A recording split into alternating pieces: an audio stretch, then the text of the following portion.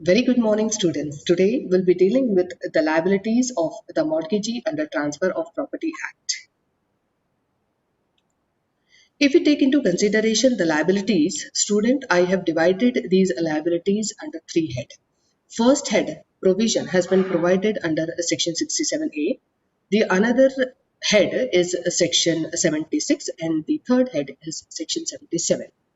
Now let's begin with the provision which has been provided under Section 67A, which deals with mortgagee bound to bring one suit on several mortgages.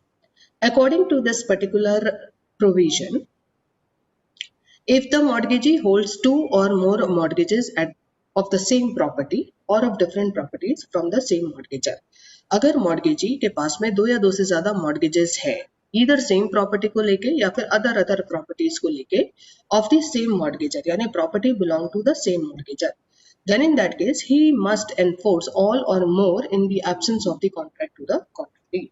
तो जो mortgagee है वो enforce कर सकता है या enforce करना चाहिए इनफैक्ट सारे मॉर्गेजेस को एक ही सूट में, ताकि there would be no any multiplicity of the litigation. अगर करने की बात आती है suit, there should not be any multiplicity of the litigation और multiplicity of the litigation, pendency of the litigation, ये सारे provisions को बेसिकली देखा जाए तो अवॉइड करने के लिए मॉर्गेजी क्या कर सकता है, एक ही सूट में सारे मॉर्गेजेस को जो भी ड्यू हो गए हैं अगर वो सेम मॉर्गेजर के अगेंस्ट में है, मे बी सेम प्रॉपर्टी को लेके हो, मे बी डिफरेंट प्रॉपर्टीज को लेके हो, सूट फाइल किया जा सकता है। लेकिन यदि if there is a contract to the contrary, then in that case ऐसी सिचुएशन में मॉर्गेजर एक ही सूट में सारे मॉर्गेज प्रॉपर्टी को असेंबल नहीं करेगा। Next is, if we take into consideration the provision which has been provided under Section 76. What does Section 76 say? Section 76 जो है वो कहता है कि liabilities क्या होगी if the mortgage property is in possession of the mortgagee. अगर mortgagee के possession में है mortgage property, then in that case what would be the liabilities of the mortgagee? Now let's see what would be the liabilities of the mortgagee. Liabilities of the mortgagee में सबसे पहला liability रहेगा duty to manage the property as a person of the ordinary prudence, यानी कि जो mortgagee है उसकी duty रहेगी कि वो मैनेज करे, जिस तरीके से ऑर्डिनरी प्रूडेंस अपनी प्रॉपर्टी को करता है उसी प्रकार से मॉर्गेजी जो है उसने भी ये मॉर्गेज प्रॉपर्टी को मैनेज करना है। Next is duty to collect rent and profit of the property to his best endeavour. Mortgagee जो है उसने बेस्ट एफर्ट लेने चाहिए उस पर्टिकुलर मॉर्गेज प्रॉपर्टी में से आने वाले रेंट एंड प्रॉफिट्स को कलेक्ट करने के लिए। Next is duty to pay government dues unless there is a contract to the contrary. अब मॉर्गेजर और मॉर्गेजी दोनों में कॉन्ट्रैक्ट हो सकता है गवर्नमेंट ड्यूज को पे करने के लिए या पे ना करने के लिए। अगर suppose there is a contract between mortgagor and mortgagee to pay the government dues, then in that case mortgagee जो है वो लायबिलिटी रहेगी कि उसने क्या करना है, गवर्नमेंट ड्यूज अराइज जो भी होंगे उस पर्टिकुलर प्रॉपर्टी पे, क्योंकि प्रॉपर्टी उसके पोजीशन में है, उसने प्रॉपर्टी पे अराइज होने वाले गवर्नमेंट ड्यूज को पे करना है। अब ये पेमेंट कहाँ से करेगा, पेमेंट जो करेगा वो out of rent and profit जो भी उस पर्टिकुलर प्रॉपर्टी पे से अराइज हो रहा है, उस पर्टिकुलर प्रॉपर्टी पे से अराइज होने वाले रेंट एंड प्रॉफिट में से वो ड्यूज पे करेगा। Next is necessary to make necessary duty to make necessary repairs of the mortgage property unless there is a contract to the contrary.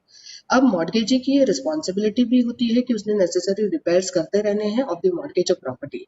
अब इसकी वजह ऐसी है कि जब प्रॉपर्टी उसको पोजीशन में दी है तो जिस भी पोजीशन में हमने प्रॉपर्टी दी है उसी पोजीशन में हमें प्रॉपर्टी उसको रिटर्न भी करनी है। और ऐसे वक्त में यदि मान लीजिए देयर इज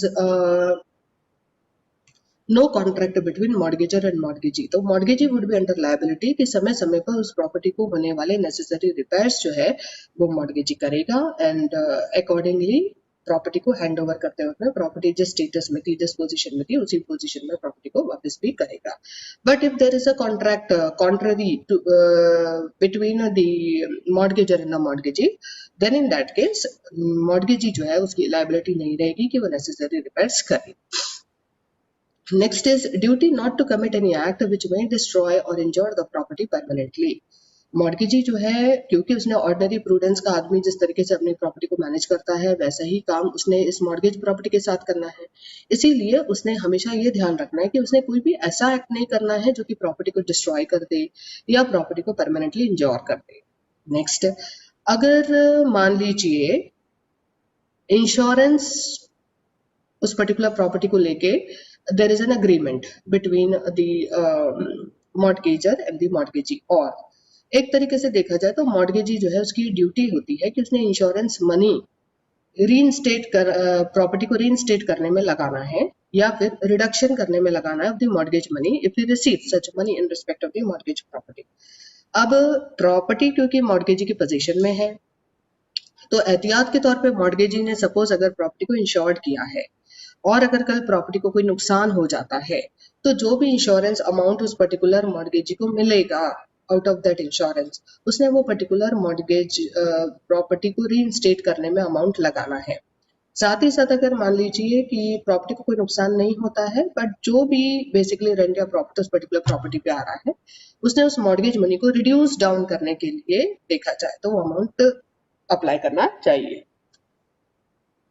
नेक्स्ट इज उसको प्रॉपर अकाउंट्स मेंटेन करना है वो सारे पैसों का जो कि उसने रिसीव किया है या फिर उसने स्पेंड किया उस पर्टिकुलर प्रॉपर्टी पे।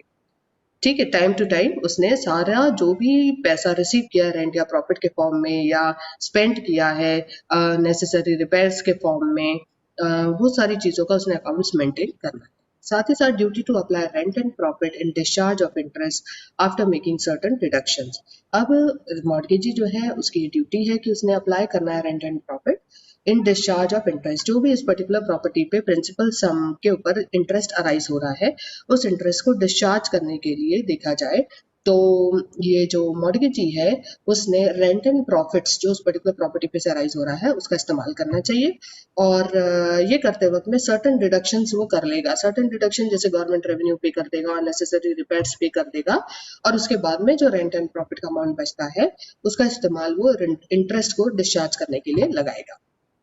Next, duty to account for gross receipts. Duty to account for gross receipts का मतलब होता है कि जो कुछ भी income, total income, yearly income, annual income उस पर्टिकुलर प्रॉपर्टी पे अराइज हो रही है वो प्रॉपर्टी पे अराइज होने वाले ग्रॉस रिसीप्ट्स का अकाउंट जो है ये मॉर्गेजी मेंटेन करेगा।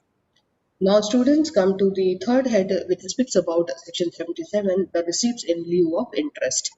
अब अगर पार्टीज के बीच में अग्री हो जाता है कि रेंट एंड प्रॉफिट जो भी रिसीव किया जाएगा मॉर्गेजी के द्वारा वो are to be taken by him in lieu of interest, वो उसने इंटरेस्ट के बदले में लेना है, यानी एज सच इंटरेस्ट पेड नहीं किया जा रहा है उसको मॉर्गेज के प्रिंसिपल सम के ऊपर, बट उसको ये डायरेक्शन दे दिया जा रहा है कि आपने क्या करना है, या फिर अग्री हो गया है पार्टीज के बीच में कि जो भी रेंट या प्रॉफिट उस पर्टिकुलर प्रॉपर्टी पर राइज होगा वो पर्टिकुलर रेंट या प्रॉफिट मॉर्गेजी जो है वो इंटरेस्ट के बदले रख लेगा। ठीक है, अगर ऐसा अग्री हो जाता है then in that case mortgagee जो है उसके ऊपर लायबिलिटी नहीं रहेगी कि वो अकाउंट्स दे कि कितना इनकम उस in the form of a rent या प्रॉफिट उस पर्टिकुलर प्रॉपर्टी पे से आया है। Students, thank you very much for attending this session. I hope you have understood the concept. Thank you very much. Thank you.